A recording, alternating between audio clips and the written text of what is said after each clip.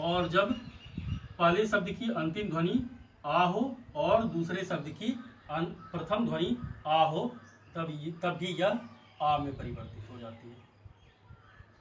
तो इस तरह से हम लोग देख सकते हैं कि ये दो एक ही जाति की स्वर ध्वनि मिलकर एक दीर्घ स्वर ध्वनि में परिवर्तित हो जाता है। अब हम लोग इसके उदाहरणों को जानते हैं। तो सबसे पहले देखिए, यहां पर एक शब्द है परम जोड़ अनु, मत जोड़ अनुसार,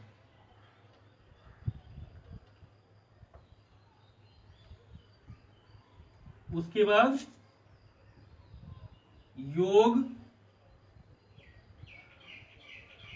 जोड़ अभ्यास।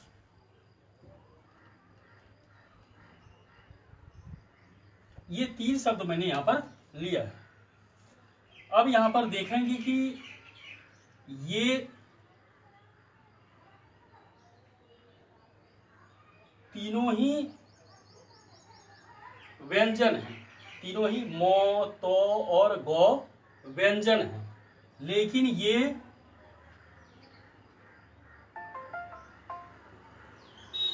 स्वर की ध्वनि के साथ मिले हुए हैं। तो कैसे स्वर की ध्वनि के साथ मिले हुए हैं, इसको भी हम लोग देखेंगे, क्योंकि एक समस्या आती है कि परम में तो मो है, फिर ये स्वर कैसे हो गया। तो हम लोग स्वर और व्यंजन को नहीं देखते, हम लोग ध्वनियों को देखते हैं। जैसा कि मैंने पहले भी बताया कि पहले शब्द की अंतिम ध्वनि, अंतिम वर्ण नहीं, अंतिम ध्वनि। अब यहां पर देखेंगे कि परम को अगर ध्वनियों में विभाजित करेंगे तो ये क्या हो जाएगा, प जोड़ अ जोड़ र जोड़ अ जोड़ म जोड़ अ, ये परम होता है।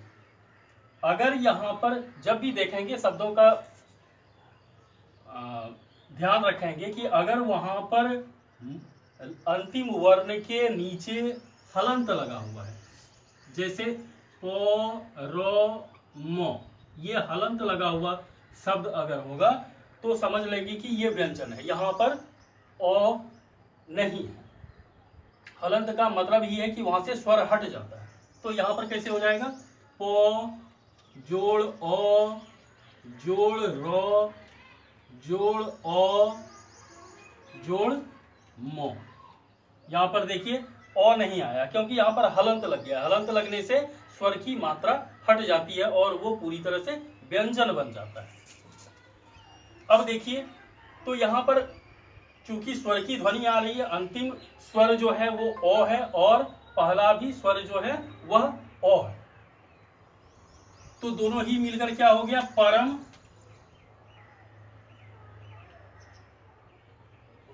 जोड़ अ मिलकर क्या हो गया, परमा हो गया। इसी तरह से परम जोड़ अनु मिलकर क्या हो गया, परमाणु बन गया। आप लोगों को समझ में आ रहा है किस तरह से हो रहा है कि अंतिम ध्वनि जो है, ये अंतिम वर्ण में स्वर की ध्वनियां होती है। अगर हलंत हो तब फिर वो पूरी तरह से व्यंजन है, और अगर हलंत नहीं है तो उसमें स्वर की मात्राएं हैं, स्वर की ध्वनि। तो इस तरह से यहां पर देखा जा रहा है कि यहां पर कोई हलंत नहीं है, इसका मतलब यह है कि इसमें स्वर की ध्वनि छिपी हुई है। तो हम लोग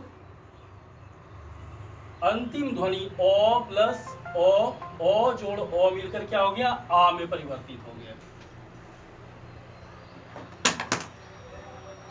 तो इस तरह से परम जोड़ अनु मिलकर परमाणु में परिवर्तित हो गया। दूसरा, मत जोड़ अनुसार, मत जोड़ अनुसार। यहां पर भी देख सकते हैं कि मो जोड़ ओ जोड़ तो जोड़ ओ, ये मत है। तो अब यहां पर अंतिम ध्वनि क्या आ रही है? ओ आ रही है, और इधर का अनुसार का ओ ध्वनि आ रहा है। तो ये दोनों मिलकर क्या हो गया? आ में परिवर्तित हो गया। इस तरह से क्या हो गया? मत से ये मत जोड़ ओ मिलकर मता हो गया, मता।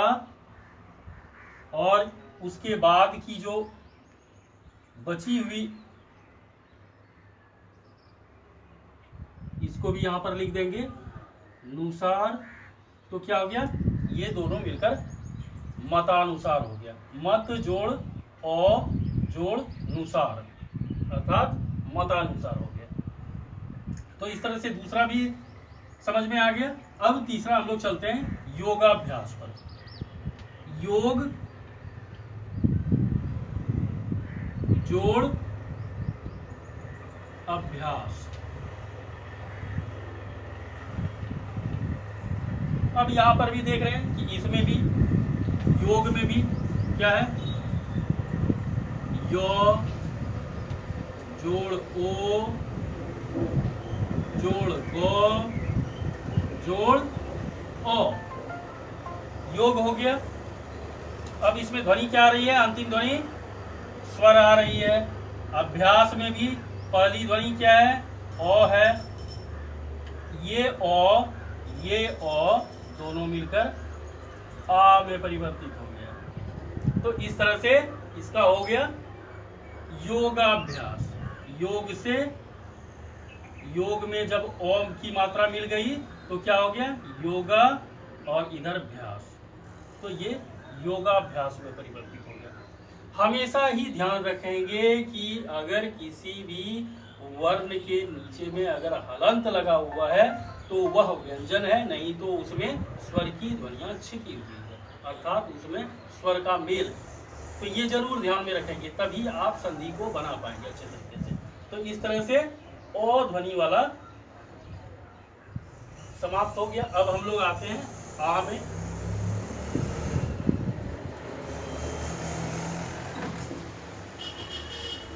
ओ जोड़ आ मिलकर आ हो गया। तो कैसे कैसे? सबसे पहले लेते हैं शब्द हिमालय,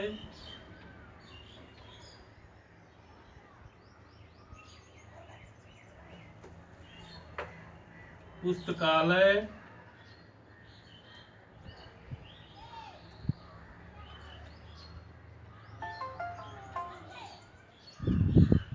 और देवालय।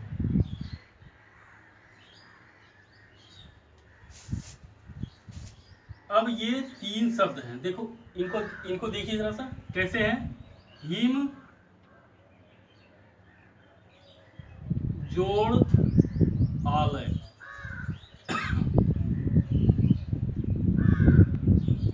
पुस्तक